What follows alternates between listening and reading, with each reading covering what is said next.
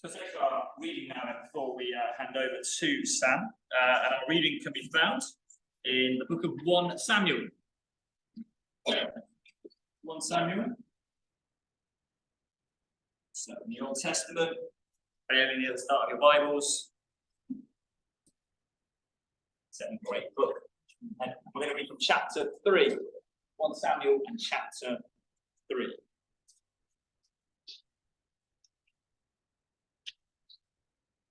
On chapter 3 is entitled "The Lord Calls Samuel." The boy Samuel ministered before the Lord under Eli. In those days, the word of the Lord was rare. There were not many visions. One night, Eli, whose eyes were becoming so weak that he could barely see, was lying down in his usual place. The lamp of God had not yet gone out, and Samuel was lying down in the house of the Lord, where the ark of God was. Then the Lord called Samuel. Samuel answered, "Here I am." And he ran to Eli and said, "Here I am, you called me." But Eli said, "I did not call. Go back and lie down." So he went and lay down. Again the Lord called Samuel. Samuel got up and went to Eli and said, "Here I am, you called me." "My son," Eli said, "I did not call. Go back and lie down." Now Samuel did not yet know the Lord. The word of the Lord had not yet been revealed to him. A third time the Lord called Samuel. And Samuel got up and went to Eli and said, "Here I am, you called me." Then Eli realized that the Lord was calling the boy. So Eli told Samuel, "Go and lie down. And if he calls you, say, 'Speak, Lord, for your servant is listening.'" So Samuel went and lay down in his place. The Lord came and stood there, calling as at the other times, "Samuel, Samuel." Then Samuel said, "Speak, for your servant is listening." And the Lord said to Samuel, "See, I'm about to do something in Israel that will make the ears of everyone who hears about it tingle. At that time I will carry out against Eli everything I spoke against his family, from beginning to end. For I told him that I would judge his family forever because of the sin he knew about. His sons blasphemed God and he failed to restrain them. Therefore I swore to the house of Eli, the guilt of Eli's house will never be atoned for by sacrifice or offering." Samuel lay down until morning and then opened the doors of the house of the Lord. He was afraid to tell Eli the vision, but Eli called him and said, "Samuel, my son." Samuel answered, "Here I am." "What was it he said to you?" Eli asked. "Do not hide it from me. May God deal with you, be it ever so severely, if you hide from me anything he told you." So Samuel told him everything, hiding nothing from him. Then Eli said, "He is the Lord. Let him do what is good in his eyes." The Lord was with Samuel as he grew up, and he let none of Samuel's words fall to the ground. And all Israel, from Dan to Beersheba, recognized that Samuel was attested as a prophet of the Lord. The Lord continued to appear at Shiloh, and there he revealed himself to Samuel through his word.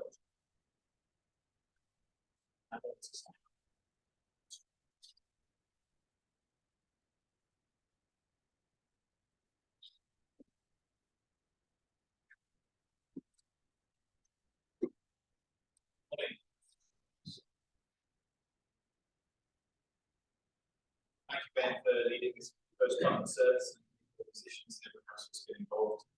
Let's just take a moment to pray before we consider God's word. Lord God, I pray that as we open up this passage, or some passages in your word, so much that we can learn. I pray for each person here the message that you want them to hear and stand out.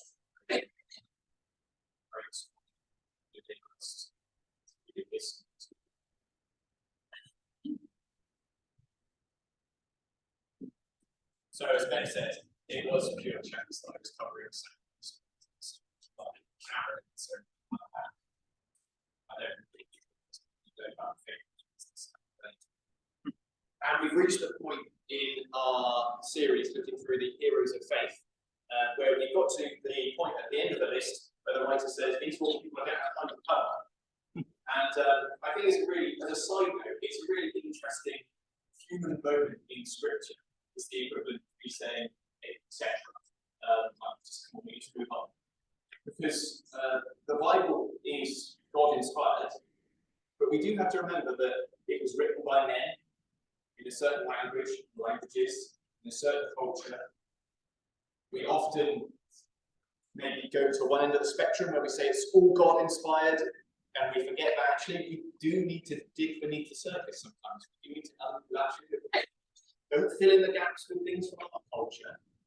Actually understand what it's saying.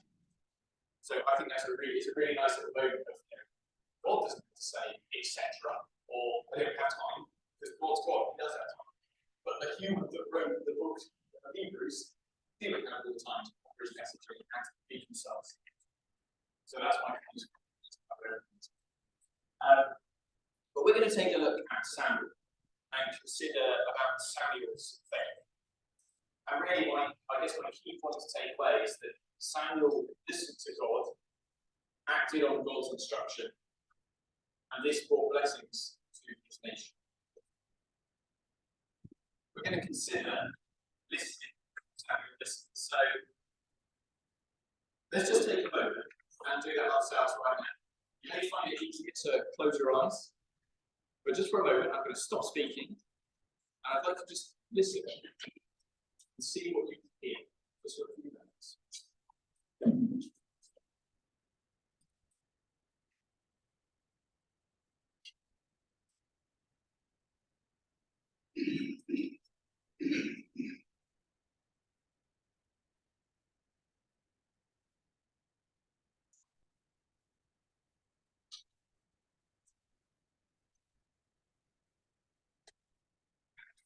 Pro tip for anyone preaching, it's a really good way to plan out the sermon. You can fill out some time. But you probably picked up on some things that you might not normally notice. First thing that struck me is those fans spinning up there.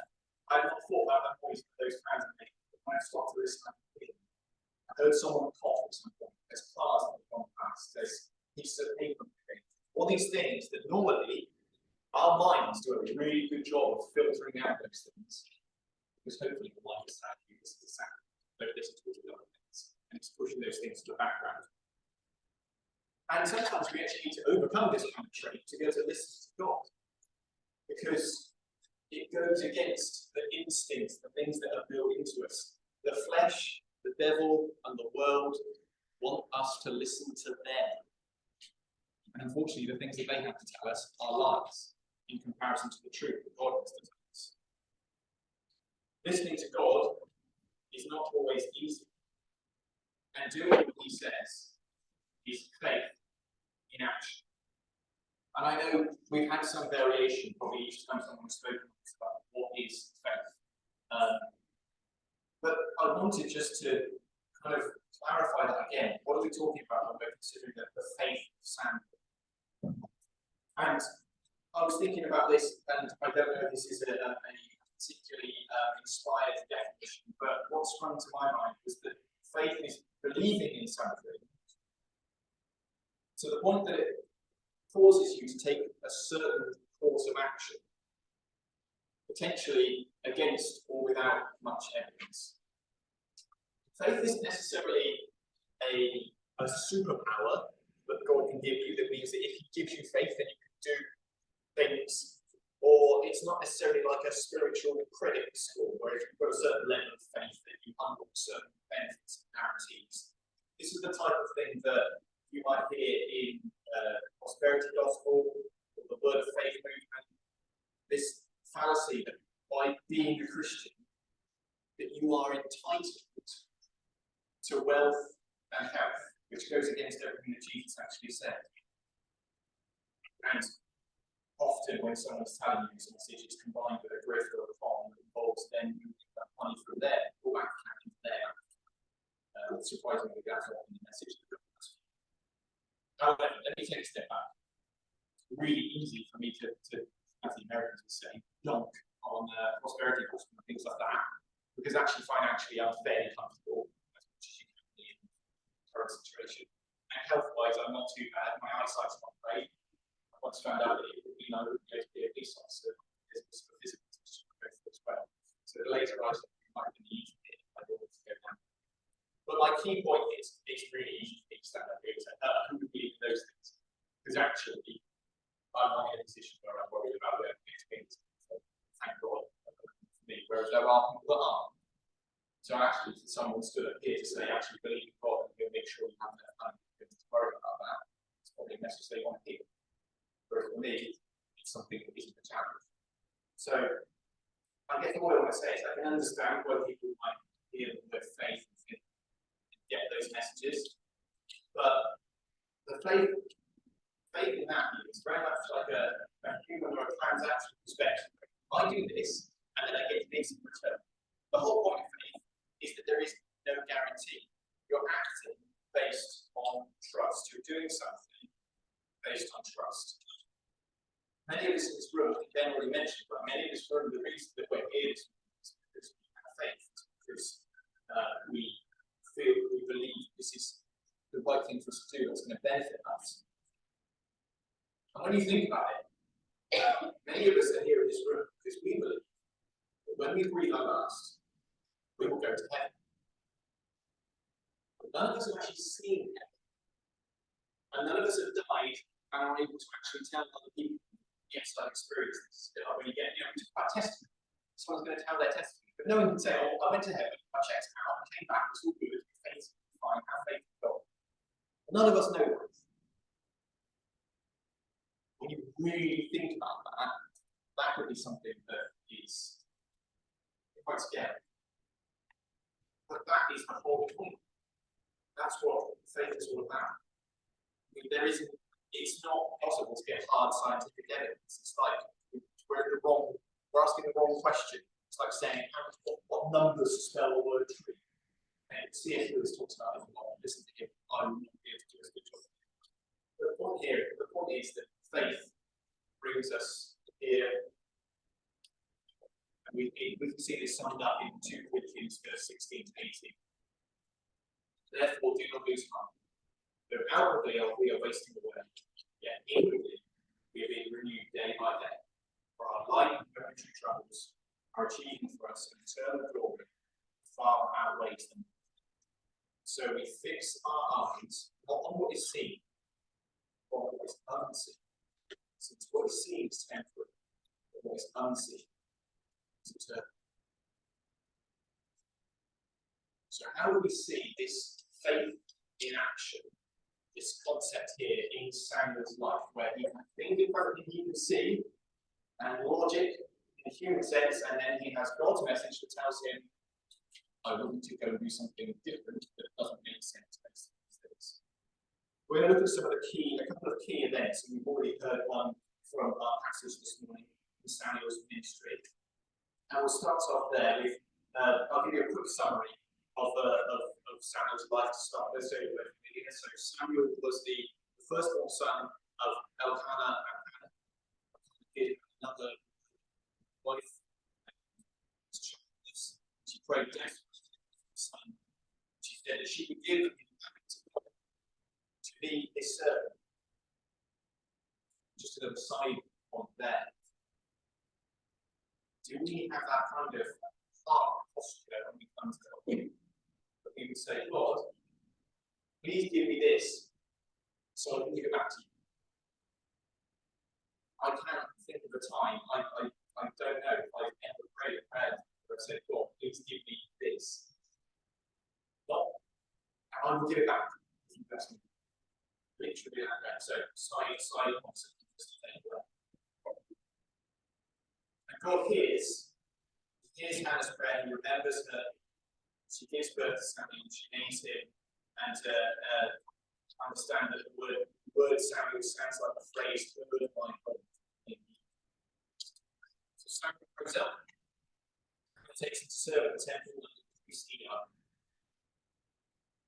I mean, it's the first instance of Samuel listening to God, but he doesn't recognize his voice. Sometimes God needs to be very patient with us in getting our attention. We might not recognize, it might be plainly obvious to others, plainly obvious when we look back in hindsight that God was speaking to us. But thank God for his patience, his faithfulness.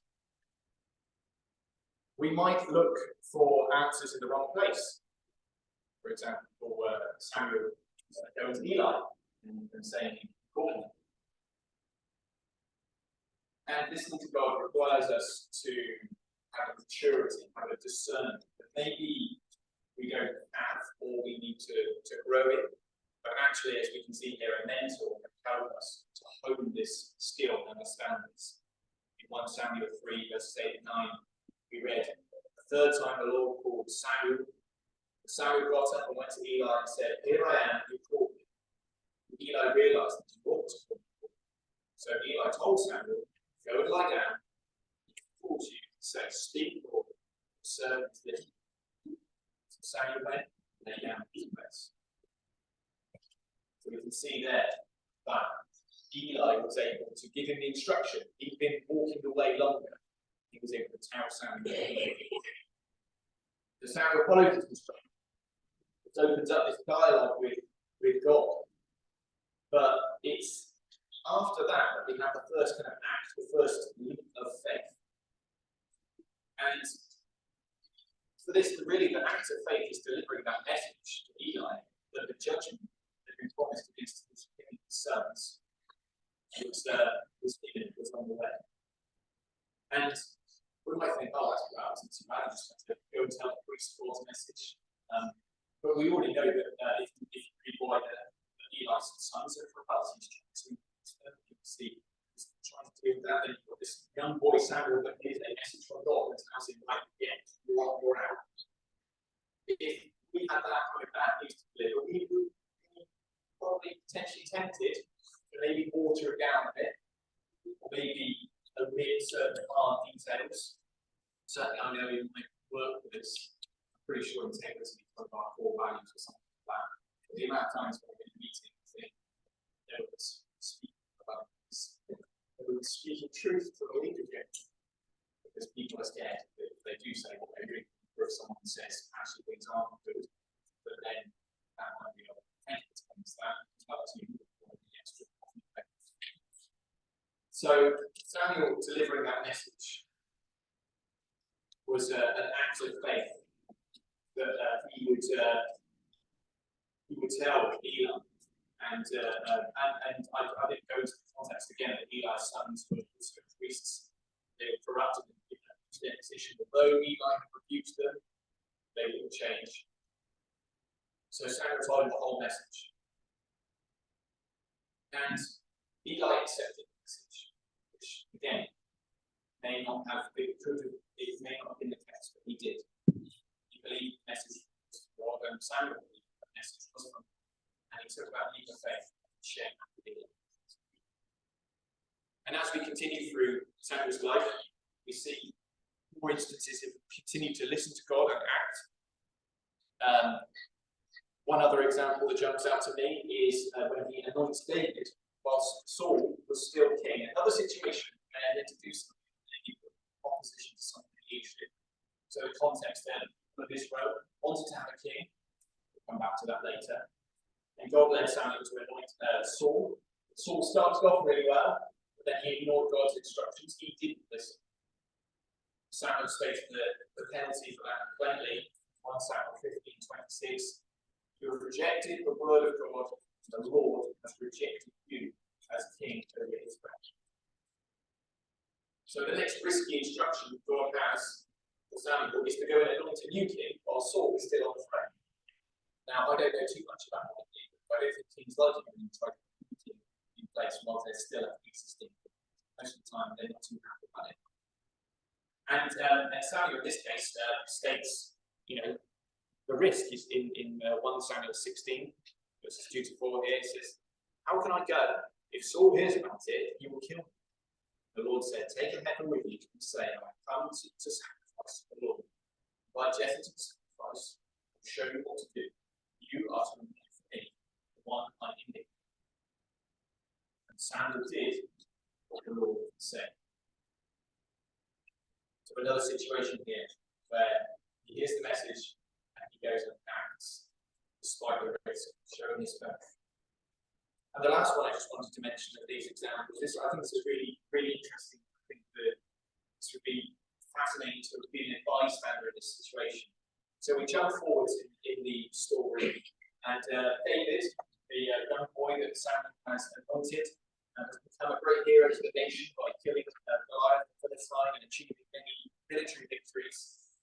And Saul, the current king, is threatened by David's success. He attempts to kill him. David flees and is pursued by Saul and his soldiers. But there's a point where David meets up with Samuel. Saul discovers where he is, where they are, and he sends men to go and capture David. And there's another story in the book of 1 Samuel, which talks about how Saul deals with prophets that don't agree with him, and it's pretty gruesome. So Samuel and the others, they would have known potentially what was scorn for them for harbouring a known terrorist, should we say, or an insurgent. So what does Samuel do? Does he run? Does he fight? Does he negotiate? Does he hand over David?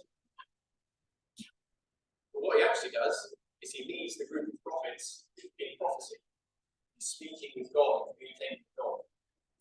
And every time Saul sends men to go and capture David, the Spirit takes them over and they all join in the prophecy. So they're stood there with the people that are attempting to capture, and they're carrying and too. And it says that even Saul, when he went to prophecy, the Spirit of God overtook him and he prophesied as well. So we can see here that Samuel, even in just listening, in just communicating with God, was able to overcome these situations. Samuel listened, spoke God's message, and saved the life of David and himself in that group of prophets. So the result that we see here of Samuel's faith is that God was with him and he led his nation and brought about peace. 1 Samuel 7, verses 13 to 15, it says, "So the Philistines were subdued and they stopped invading Israel's territory. Throughout Samuel's lifetime, the hand of the Lord was against the Philistines. The towns from Ekron to Gath that the Philistines had captured from Israel were restored to Israel. And Israel delivered the neighboring territory. And there was peace between Israel and the Amorites. Samuel continued as Israel's leader all the days of his life." And we can contrast this, and this was exactly what was applied when the Israelites asked for a king. This is what the description of Saul made in Samuel 14:52. "All the days of Saul there was bitter war with the Philistines. And whenever Saul saw a mighty or brave man, he took him into his service." That was the promise. But this king is going to use the sons, the brothers, as his soldiers to fight this war.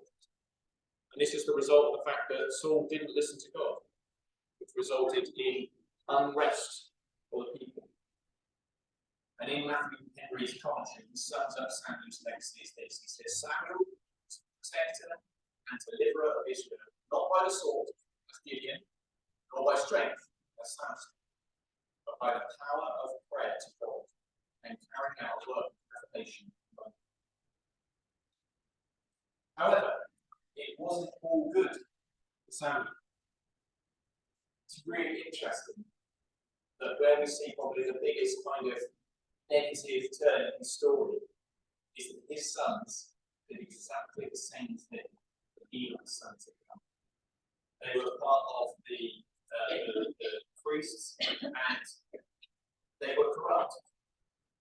And this was a catalyst for the Israelites rejecting God, seeking a human king to rule over them.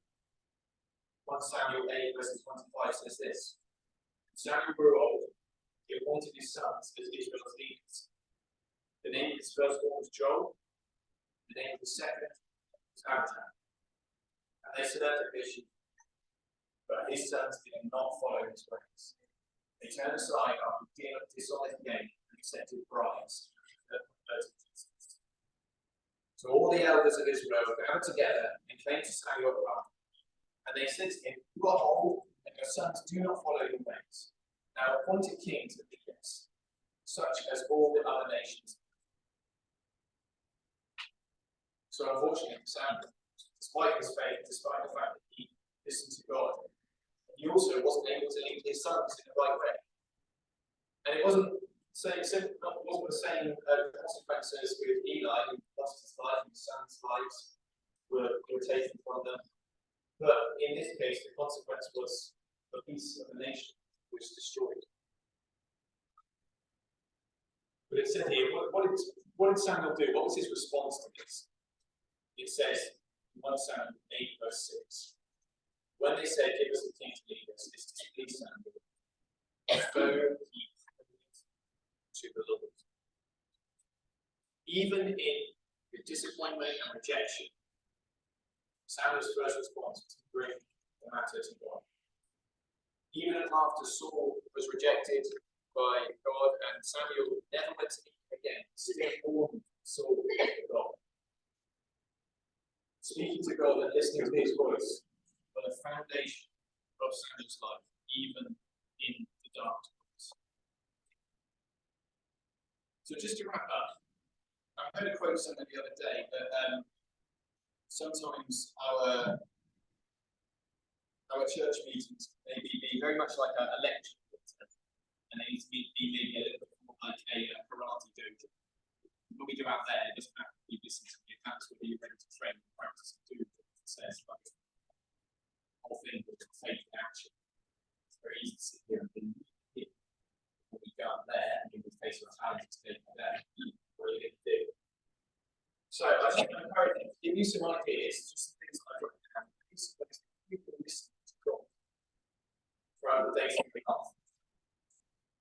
And I guess the first thing that sprang to mind is I often have my headphones in listening to something. There's no reason I can't put on a podcast, a Christian podcast, a sermon.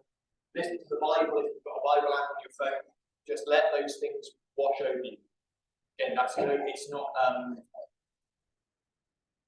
I think I will come to it, but like studying the Bible is different to that. Listening to the Bible, just having those things there, is different to studying the Bible. That's another way that we can listen to God. If you listen to the credit of others, small groups or in prayer meeting, meet with fellow believers and study the Word and discuss life together. Maybe meditate on Scripture. You can take a verse that we heard earlier, 1 Samuel 3, verse 10. Speak, for your servant is listening. And just let those words just move around your mind. Just take a moment to speak those slowly. Speak, for your servant is listening. Often we come to God with a lot of questions. Maybe sometimes it's good for us to go.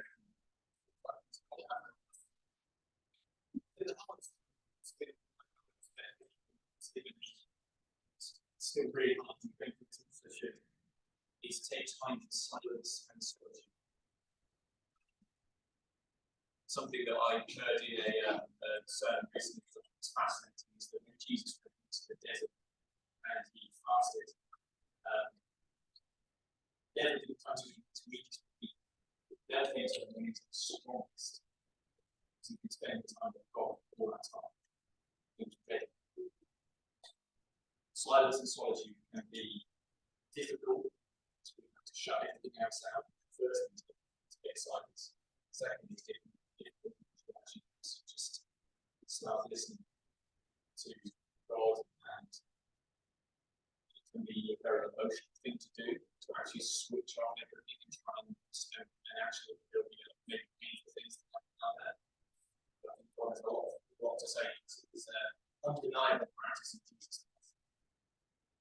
So I would encourage you. Lots of different ways that we can listen to God in this week ahead. And if there are people you are close to in home group, friends, maybe next week, ask them, what's God spoken to you? Hasn't? What happened that made that? No judgment.